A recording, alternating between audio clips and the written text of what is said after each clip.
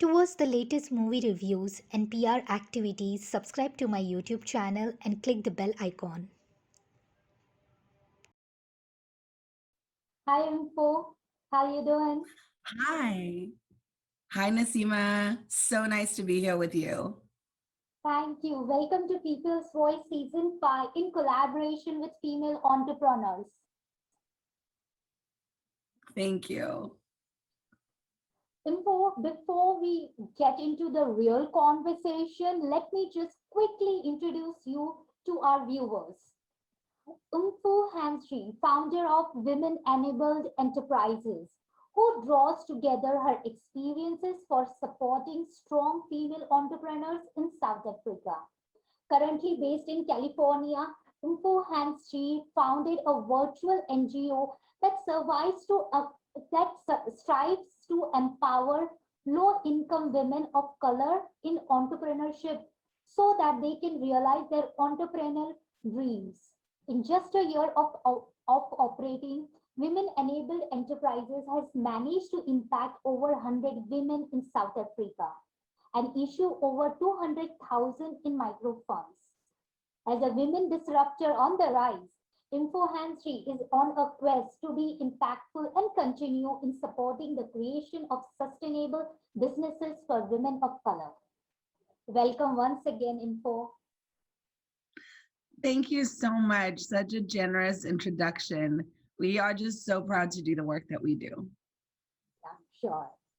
Mpho, at the onset, talk a bit about yourself before you become an entrepreneur.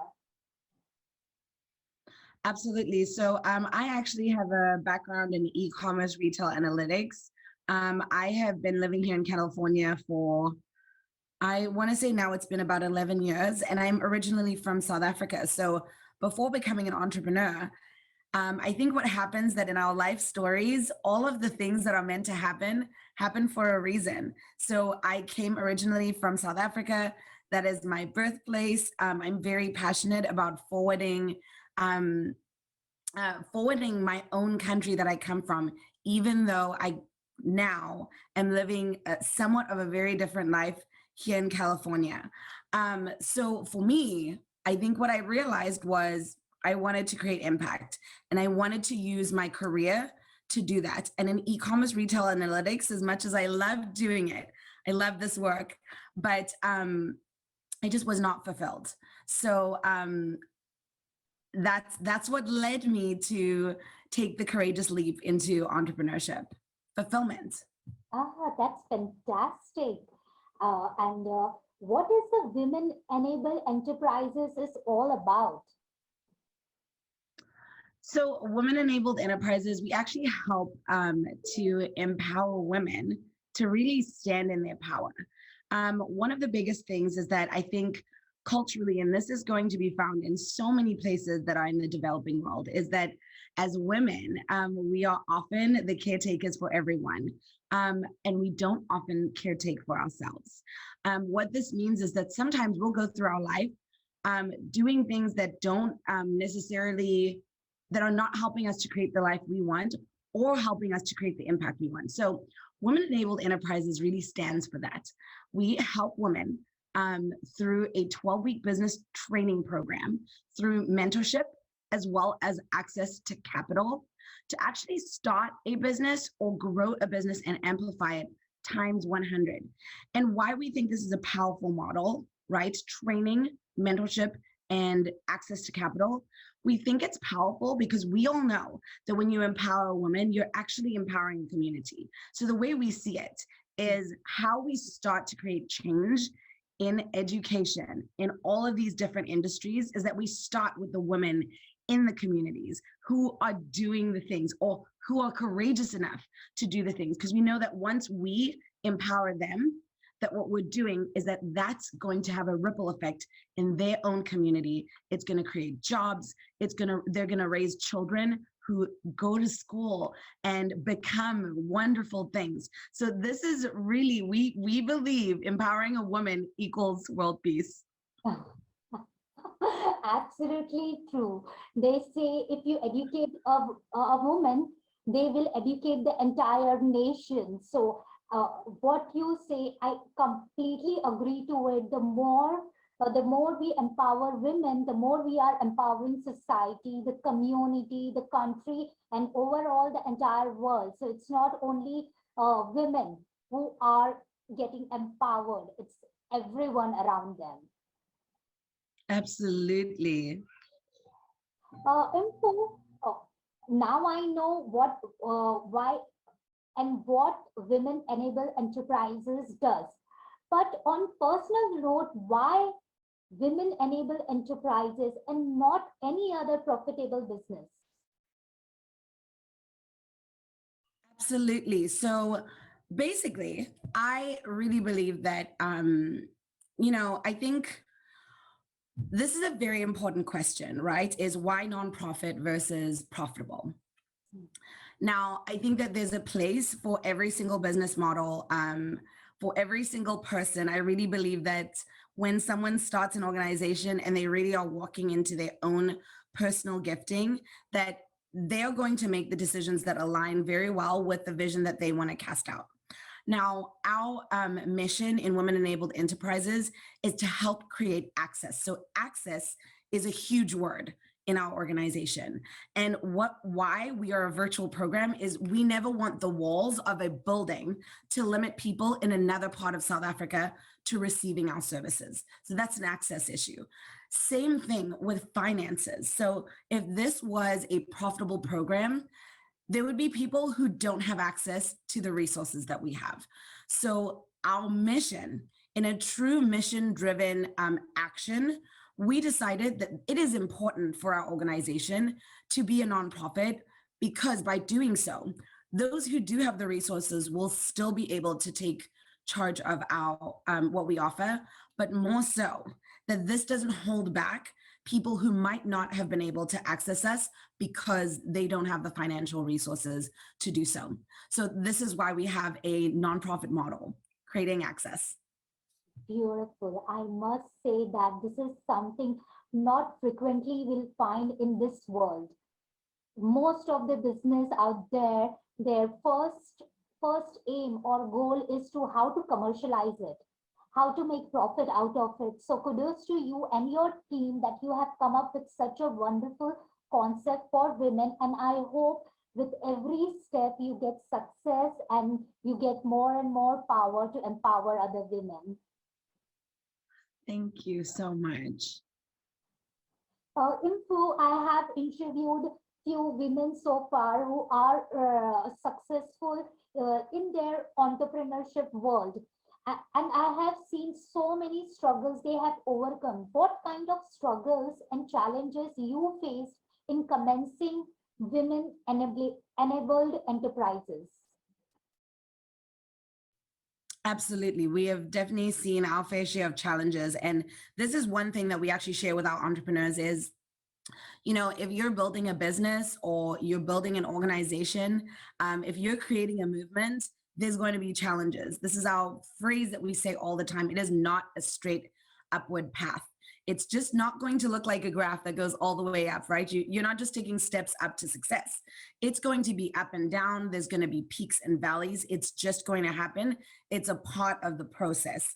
So for us personally, as an organization, going into the pandemic, we are thriving. We are thriving where we are today. But during the pandemic, when most businesses were trying to figure out what they need to do differently, what our business model was very easy for people to accept. But I will tell you that our very first challenge was launching. So this is something that most people don't know about our organization. We actually were meant to be a virtual model from the beginning. So in 2019, we actually failed to launch the organization because our community wasn't ready or not open to a virtual model of community and training and all of that. So we failed to just find our audience. We were not clicking with them at all. So we completely failed to launch in 2019. Well, the pandemic hit in 2020, and all of a sudden, all we had were virtual tools. And that's where our community came running. So all we needed was an open door around there is a way for us for you to receive everything you receive in person virtually. And we've helped women to see that. We've created so much community. What happens in our first week is that everyone doesn't think they're going to make deep connections through a computer screen.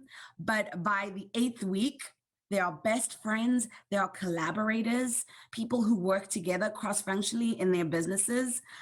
They are referring each other, amplifying each other. Great, great. Uh, this is one of those advice I keep hearing from female entrepreneurs is that don't give up. Your right time will come. Maybe it's not your right strategy, or this is not your time to receive the positive response from the audience, but it will come. Consistency in the business world does matter. So very well said, Mpho. Kudos to you. And that takes me to our next question. What is next for you in your entrepreneur journey?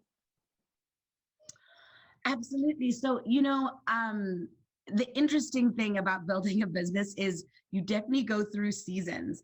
As an organization, we have really mastered our current programming.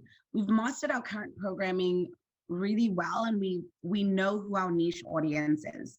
Now, what is next for us as an organization is, I said this earlier, we want to build a movement of women who are determined to be courageous enough to help do something for themselves that will help create a ripple effect in their communities.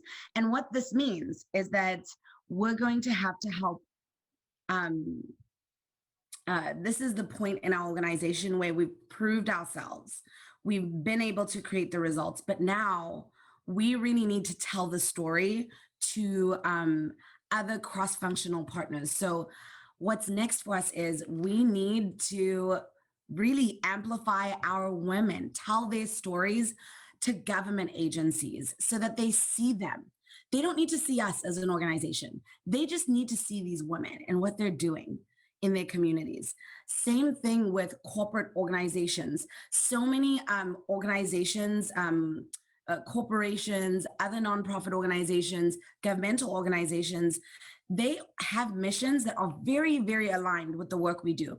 So one thing we understand as an organization is that everyone is looking to create impact when it comes to economic sustainability. That is a huge conversation in South Africa.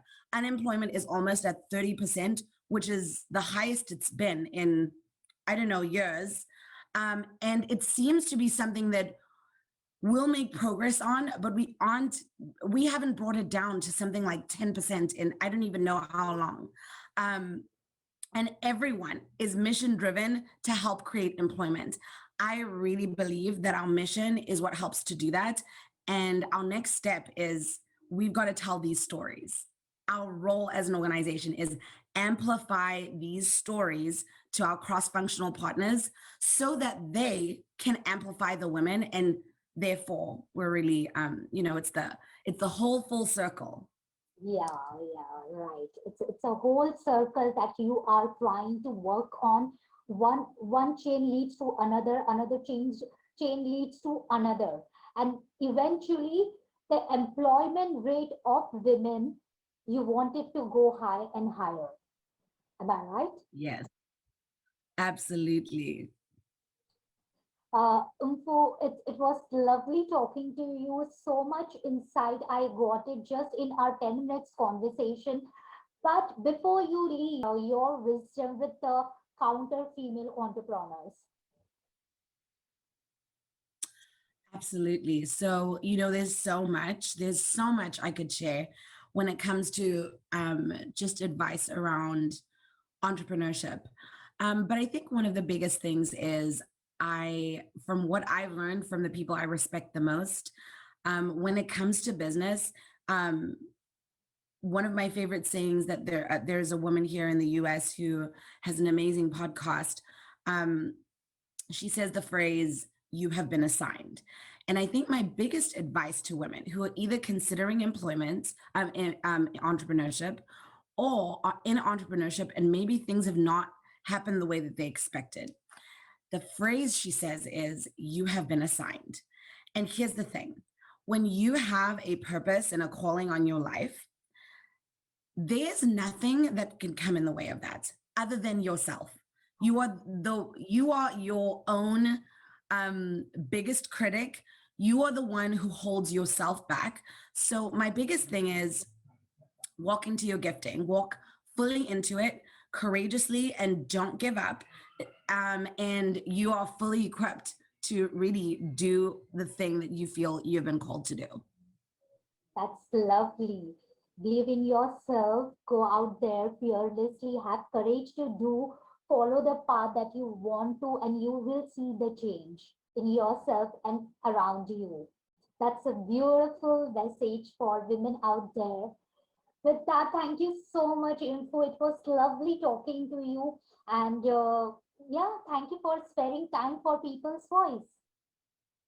Thank you so much for having me. I really appreciated being here, Nasima.